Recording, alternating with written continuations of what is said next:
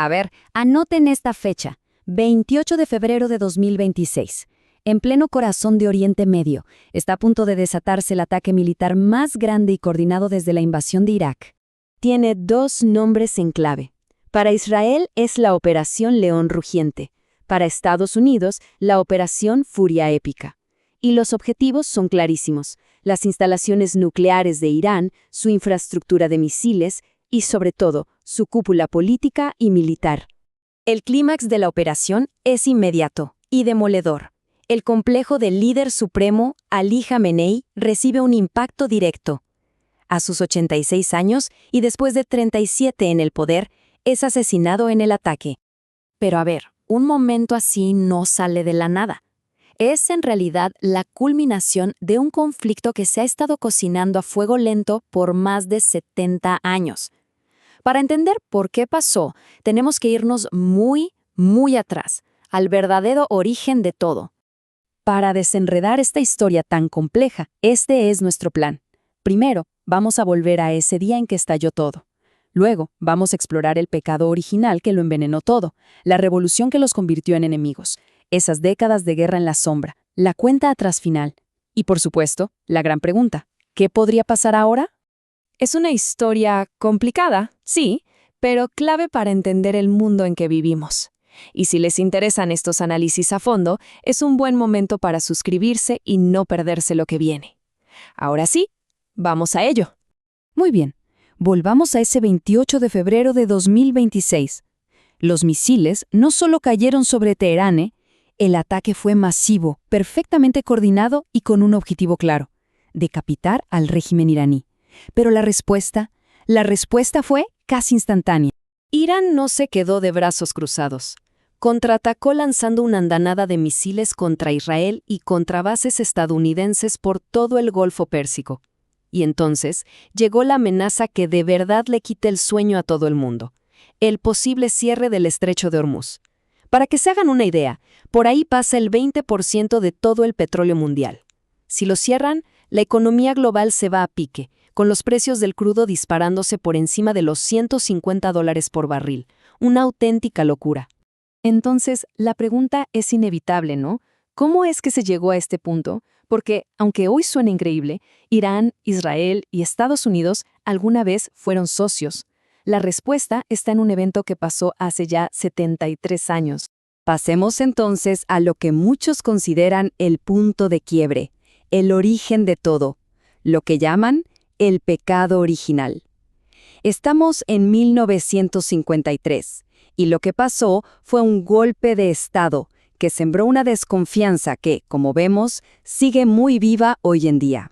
Miren, antes de ese golpe, Irán tenía un primer ministro elegido democráticamente, Mohammad Mossadegh.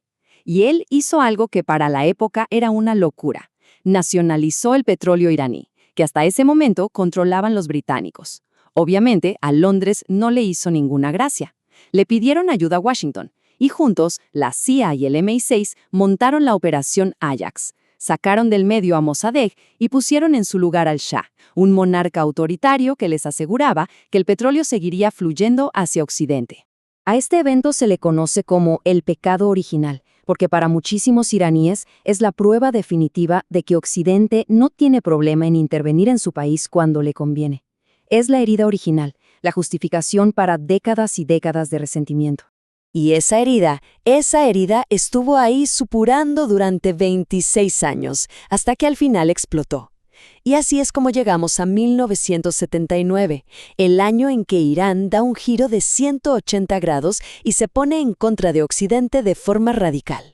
El régimen del Shah, ese que impusieron en el 53, generó un descontento social masivo.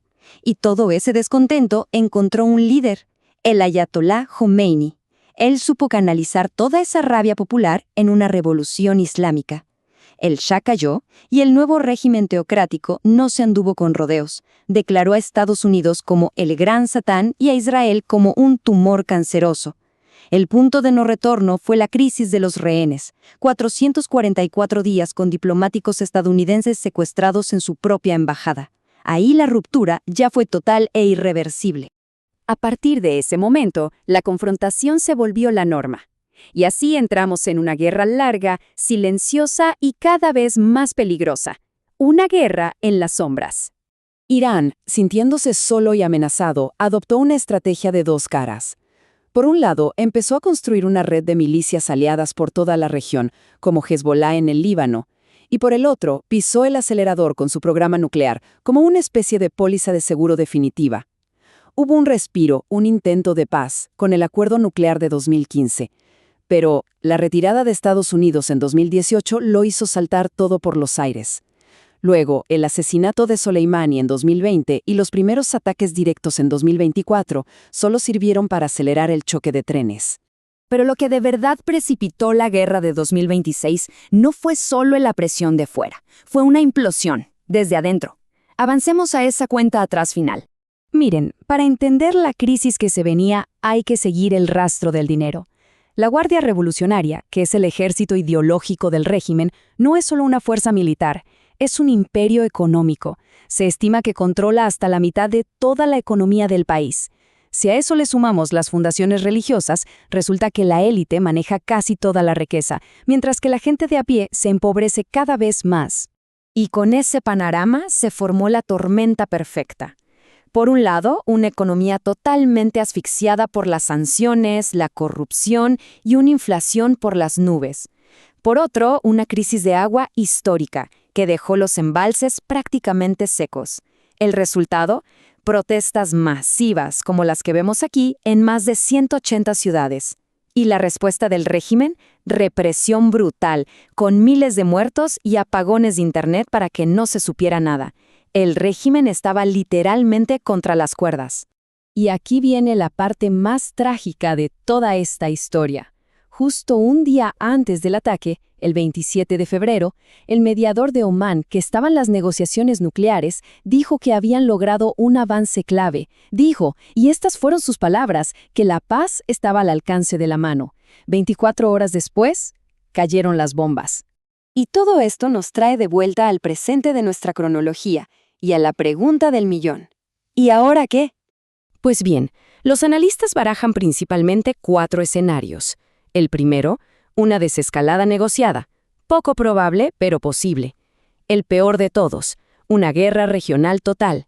Y en medio, 2 opciones, una guerra limitada y de desgaste, o el colapso interno del régimen, que podría terminar en una guerra civil. Y este es el punto clave que hay que entender. Matar al líder supremo no significa necesariamente un cambio de régimen. El poder de verdad, la estructura económica y militar, está en manos de la Guardia Revolucionaria. La cabeza puede cambiar, sí, pero el cuerpo del régimen está diseñado para sobrevivir. Así que todo, al final, se reduce a esta pregunta. Después de 73 años de un ciclo de intervención, revolución, desconfianza y venganza, ¿es posible romperlo? ¿O cada nueva acción, como el ataque de 2026, solo garantiza que el ciclo continúe, pero cada vez más violento? Lo que pase a continuación va a definir el futuro de la región y probablemente del mundo. Para seguir entendiéndolo con este nivel de detalle, no olviden suscribirse, darle a me gusta si esta explicación les sirvió de algo, dejar su opinión en los comentarios y, por supuesto, activar las notificaciones para no perderse nada.